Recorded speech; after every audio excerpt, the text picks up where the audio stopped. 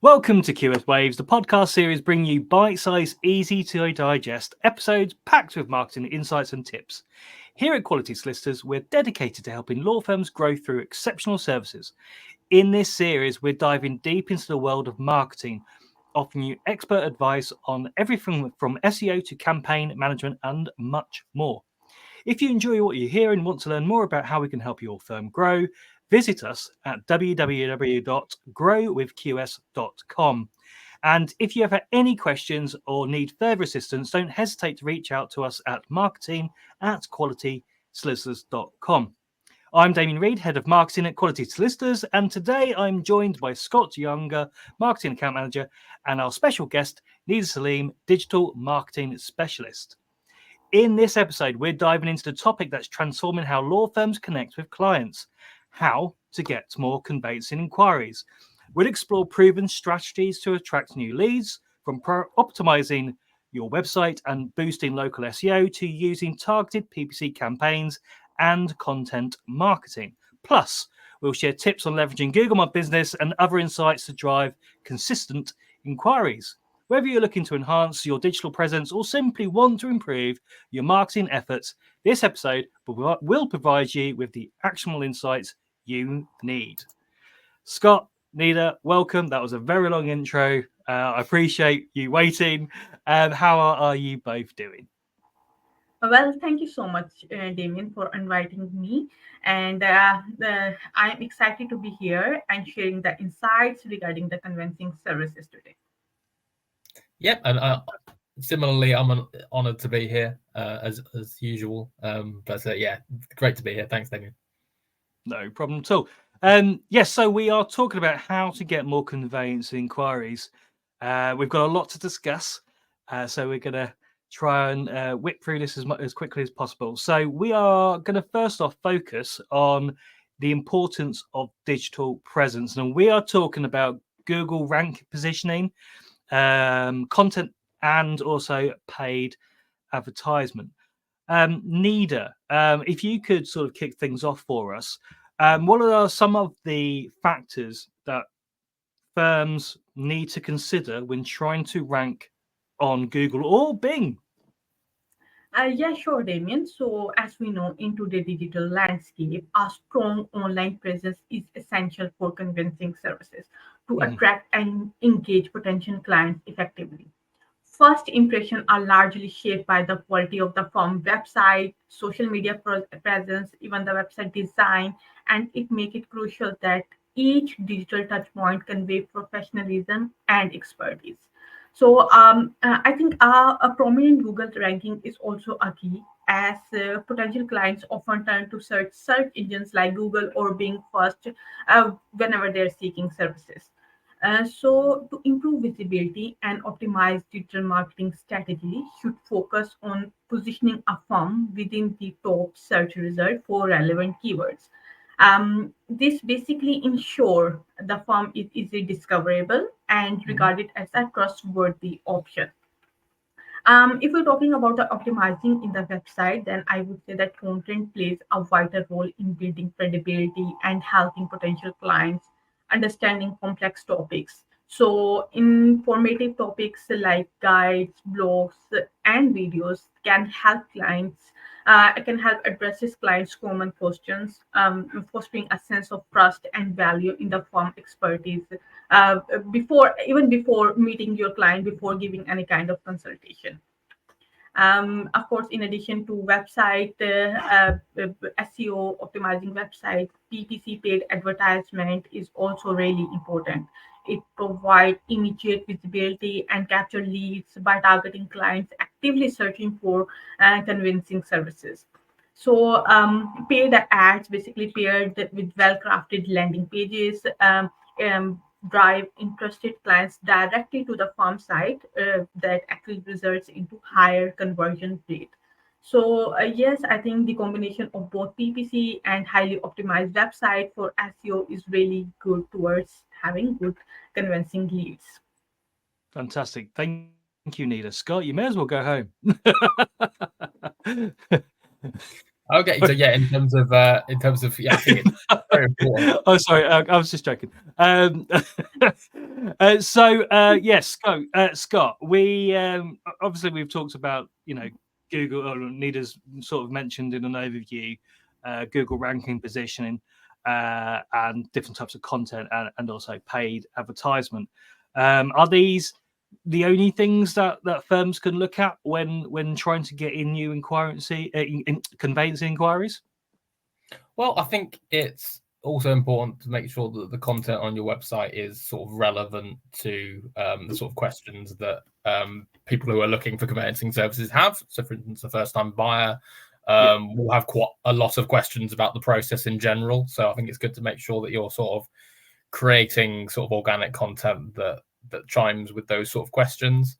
So sort of FAQs, guides, things like that, sort of that are tackling head on the sort of questions. And also, in terms of obviously, if you're a firm that's constantly helping people with the conveyancing journey, you're going to be well the sort of the fee earners in your firm are going to be well aware of the sort of questions that typically people have going into that process. So so you've got all the expertise you need in terms of creating those sort of written pieces to go on your website to sort of help demystify those key parts of the conveyancing journey. And by having that as well, you've got content that answers questions. So if people are searching with these questions, they might find your firm. And then if you've got some nice call to actions at the bottom that are sort of inviting them to get in touch, for instance, if they've got any questions, or if you think that you might be able to help them, it's great to have those sort of call to actions at the bottom of those pieces. So then you are creating content that's not only useful, but it helps convert as well. It has that sort of hook involved in it as well. And yeah, I think it's creating I think relevant, strong content that is populated in the sort of keywords that you're looking to rank for as well.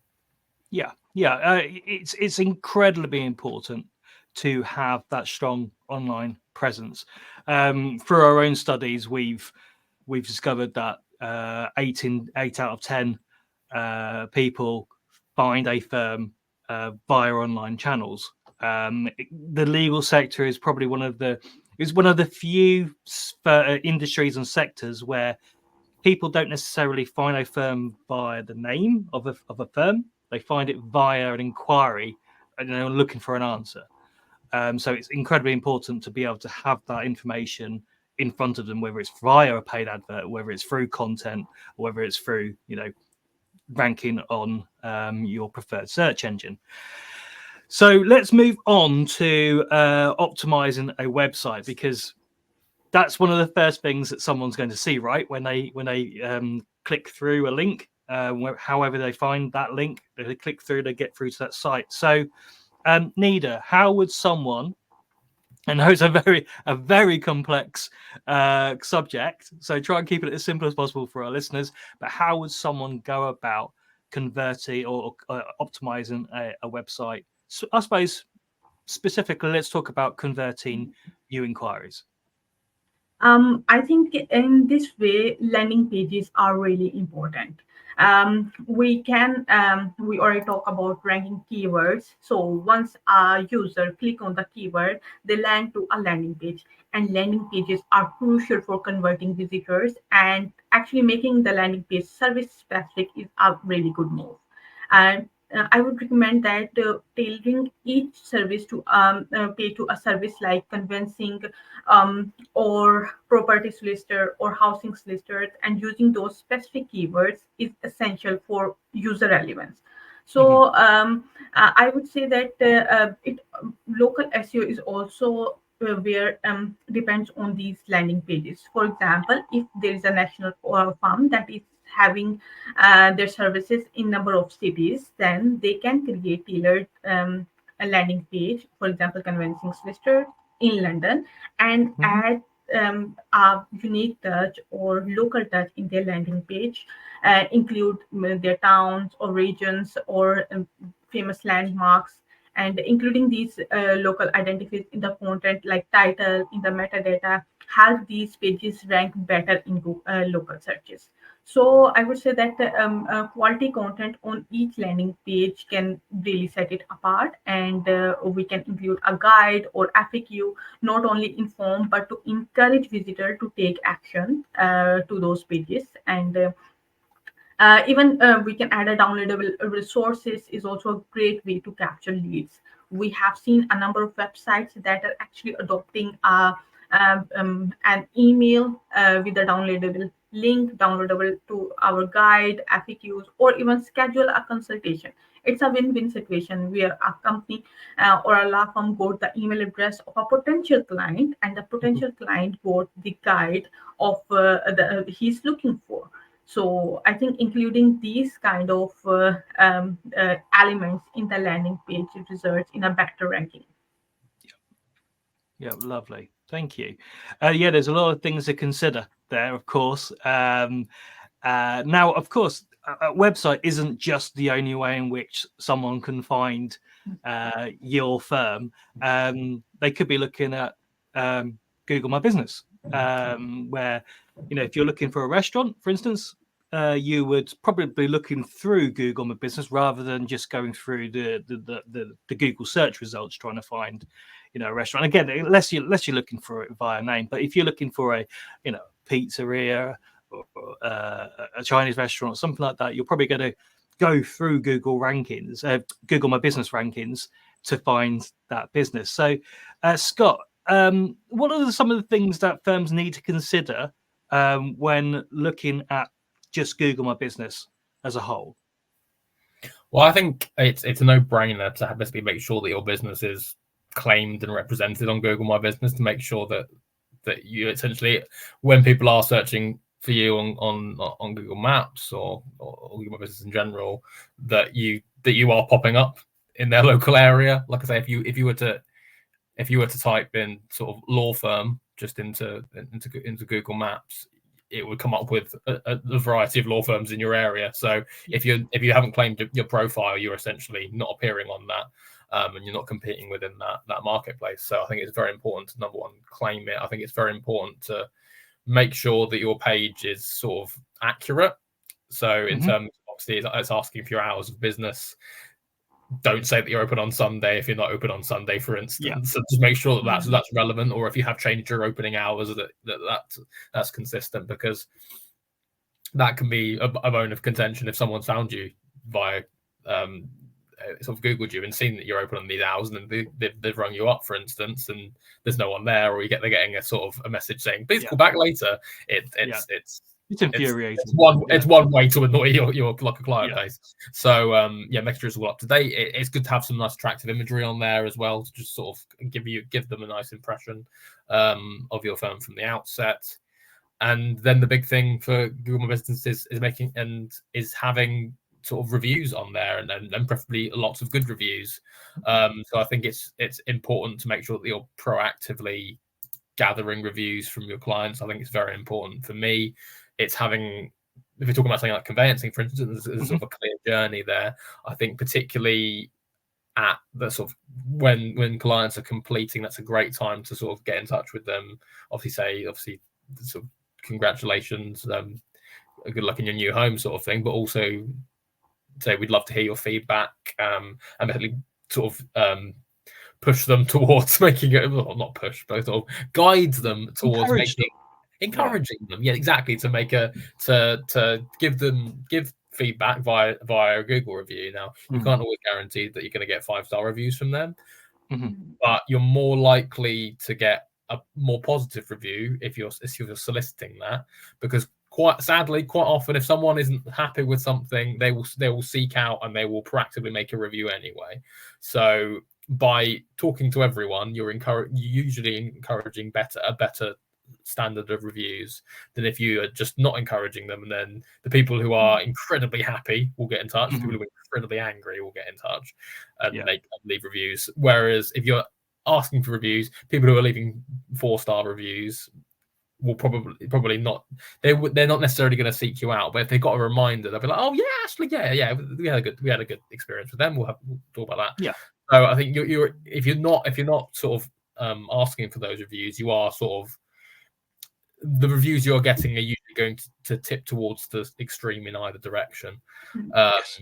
So I think it's important that to build a resilience of reviews as well. If you've got a bank of 4 and 5 star reviews, or even 3-star reviews, a single 1-star review isn't going to send your average ranking down. Because essentially, a lot of time if you're on Google Maps, you're looking for a restaurant, you will go on the averages as well in terms of they're a 4.5 average or a 3.5 average. You're probably going to go for the 4.5. So the average of your reviews also matters. Having more reviews builds up your resilience in that area. Yeah, I mean, who reads the 3-star reviews anyway, right? Yeah. They're not as no one reads those. I read the 5 stars, I don't read the 1 star. But it does have impact on the decision making of a user. Yes, it does. It does. It absolutely does indeed. Yes, I think you described me earlier as well with the. I literally do a few reviews on Google Business. It's either a 1-star review or a 5-star review. I never do anything in between.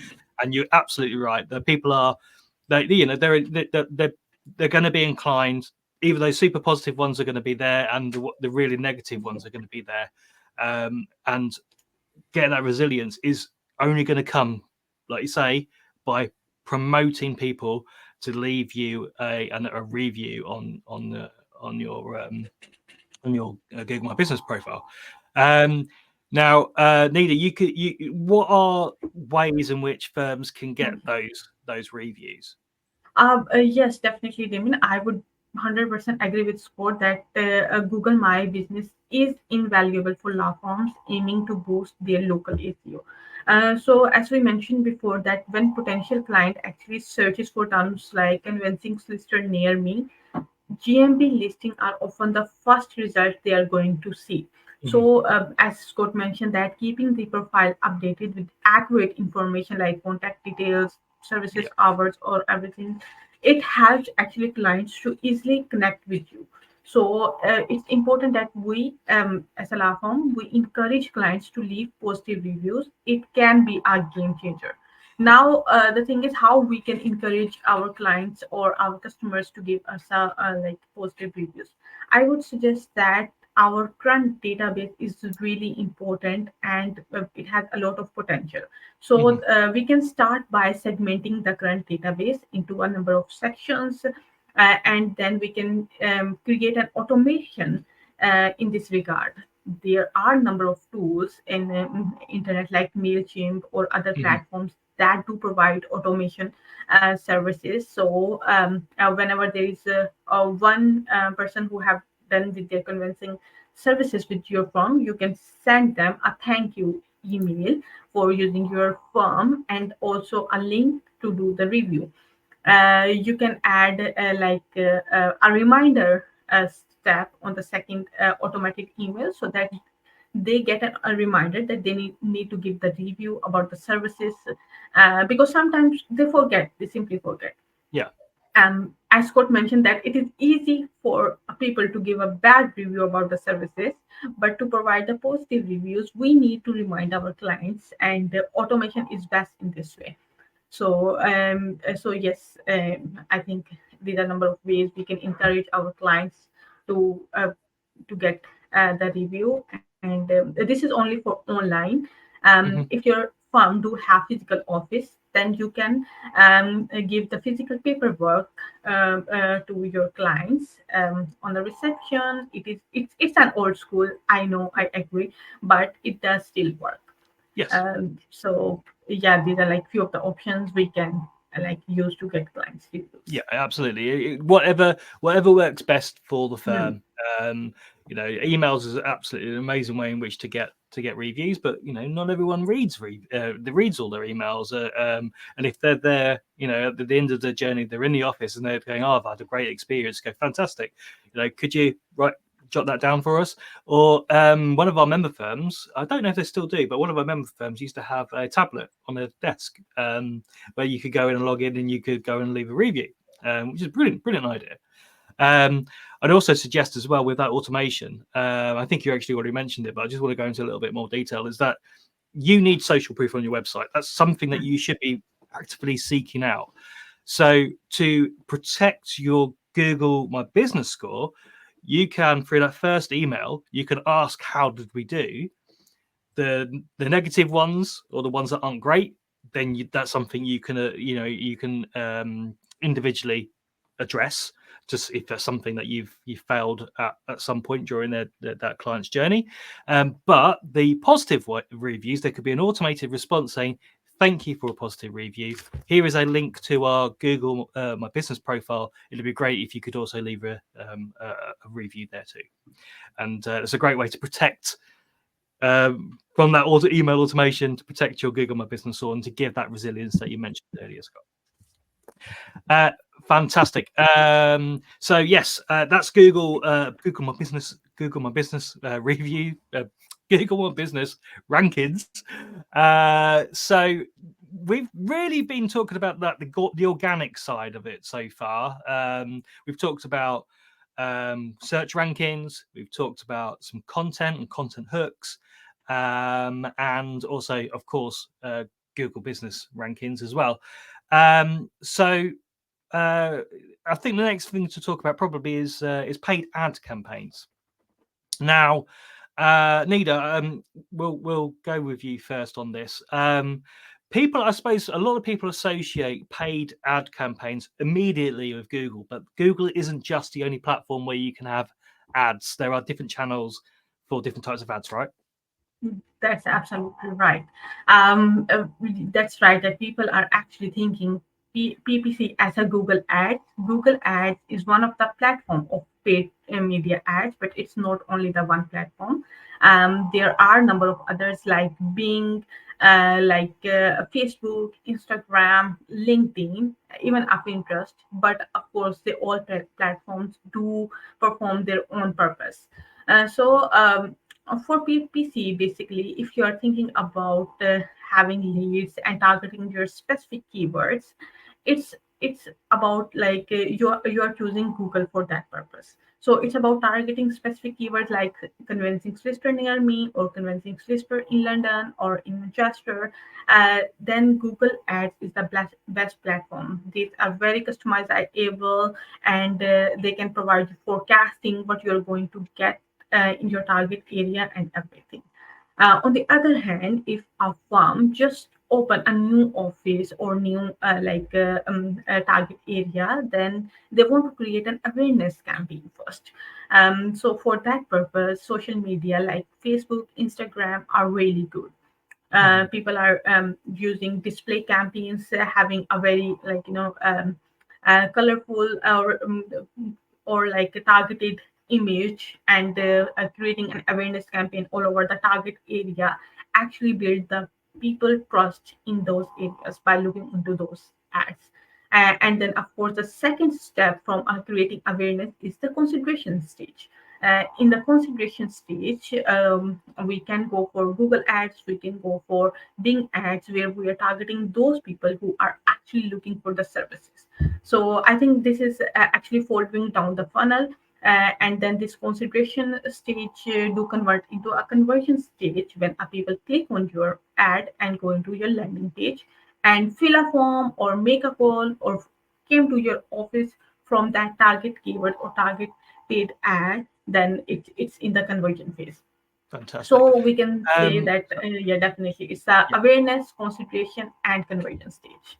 Yeah, brilliant. Thank you, Nida. So we've got that funnel, we've got the ads, we've got them coming through to a landing page. Yes. Scott, what sort of content would you advise firms to put on that landing page to help convert that visitor into an inquiry? You're on mute. You want something very short and enticing. I think it's having just having something that is essentially going to wow your potential client. And we talked about social proof a little bit earlier. Having potentially some good reviews from your customers on there, or even just one little sort of testimonial from a customer who may recently going through the conveyancing journey could be a great thing to include on that landing page. But having strong calls to action, really making it very clear, like click here and get in touch with our expert team, something like that. It's really sort of showcase your experience in the area. So, for instance, conveyancing, and sort of kind of and talking about maybe your track record, for instance, in terms of sort of you're established in the local area. Can also help in terms of you doing a sort of a local campaign if you are sort of based in Nottingham, say, if you've sort of been like servicing the community of Nottingham for 80 years or something, that might be a great way to show that obviously you're established in the local area. Could be a great thing to have in there. But yeah, I think in summary, having a nice sort of short, enticing copy that sort of helps kind of show the client who you are in a nutshell, and you can help them. And it's not one size fits all, right? You can have different landing pages for different types of buyers. So you could have your first time buyer where you'd have a guide for like shared ownership process. You might answer, I mean, it could be what is a conveyancer, could be on that page. If it's if they don't, I don't think I knew what a conveyancer was until I actually got into the whole moving house process. I was like, someone said you need conveyance. I was like, brilliant. What's one of those? I hadn't automatically known that they were a solicitor that specialises in property. So yes, we've got those landing pages that we should try to convert. Then of course there are blogs as well that can help bring people to your site.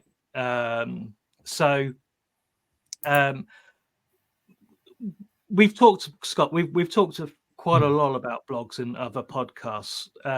But what's the importance, or why should a firm actively have blogs about conveyancing on their site? Well, I think from a first perspective, to help make sure that your firm is discoverable, you want to sort of make sure that you are creating blogs around sort of key conveyancing topics, or putting yourself in the shoes of your potential clients. What sort of questions do they have going into the conveyancing journey that you might want to create blogs about? So stuff like, what does a conveyancer do? You obviously mentioned, Damien, I don't know what a conveyancer is. Sort of breaking down sort of common client misconceptions or questions they have in those areas could be a great topic for a blog. I think it's important to have blogs that are relevant and that target keywords, because with the keywords you're essentially getting hopefully you're going to be quite high up on the Google rankings for those search terms. But also once they actually are have traveled through to your page, you want to make sure that the content is good enough to showcase your expertise, that's relevant to the sort of questions they have, and builds up the sort of the trust in the client that they're in a position that they feel justified in instructing your firm to handle their case. So essentially it's discoverability, and it's also relevance, and the quality of the content once they're on there, I think, is key for blogging. And that's a great blog, and having sort of regular organic content going onto your website, such as blogs, is a great way to facilitate both things. Yeah, absolutely. Yes. So we've talked, getting those regular blogs on your site is great. We've talked about that previously in other podcasts as well. Nida, you are a digital marketing specialist, and we've mentioned keywords a few times. So for our listeners, could you explain what keywords are, and then can you then link that back into blogging and sort of talk about long tail keywords as well for us, please? Yes, sure, Damien. So I would say that if we want to know what keywords are, then we need to think from a customer point of view. So if I'm a person who is going to, or I'm a person who is going to think about purchasing a new home as a first-time buyer, then I need to think what I am thinking, what a customer is thinking.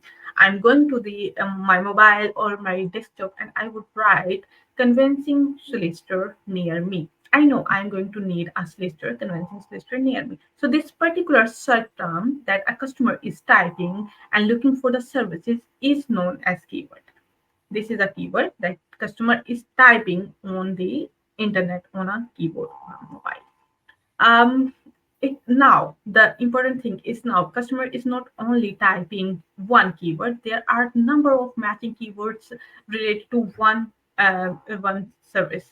For example, it can be convincing solicitor in London. It is like local keyword. It can be like convincing solicitor near me. Again, it's a local keyword. Or it can be an intent of customer, can be an information. For example, a customer can only want to know about the information. For example, you want to know um, what is the difference between solicitor and a conveyancer. So in this way, the intent of the customer is not only to connect with the solicitor, but to know more about the difference. Or he can type that what is the how much a convincing solicitor cost. So these are also known as long tail keywords, and blogging is a powerful tool for law firm to capture leads and boost their local SEO to capture those long tail keywords. For legal services, like convincing blog posts can be used to answer these common clients' questions. These actually addresses their concerns and demystify their like complex topics into this smaller one. um, as a digital marketing officer, I know that Google do have recommended guidelines towards keyword stuffing. We always say that add your well-searched keywords in your services pages, but in most cases, Google recommend to only include 2 to 3% keyword in your whole content. So you cannot type every kind of question keyword in your one service page. So here is the point when blogs actually really help you to improve your SEO. So these are like an opportunity to rank for specific questions and search terms that clients might be typing into Google. So yes, I mean, um, also blogs are something that you can update every month. It can be used to update your website. It's not in the same of service pages. You cannot update your services pages every time, every month. It is not. But blogging and the different section of the blogging can be created in different ways. So it's like kind of building authority and trust towards your clients. Absolutely, yes. Trust and authority is definitely something that you can achieve through regular blogging. Fantastic. We're just coming to the end of our podcast. If you want to know more about how to get more conveyancing inquiries, in the description for both the podcast and the video, there will be a link to our latest article about the subject. And Scott, Nida, I want to thank you both for being excellent hosts or co-hosts on our episode this week. And I want to thank you for tuning in to this episode of QS Waves. We hope you found these insights helpful and will help you in your marketing efforts going forward. Don't forget to visit our website, which is www.growwithqs.com, for more resources and information and how we can help your firm grow. If you have any questions or need any further assistance, feel free to reach out to us at our email address, which is marketing@qualitysolicitors.com. And until next time, keep those marketing strategies going. Bye-bye for now.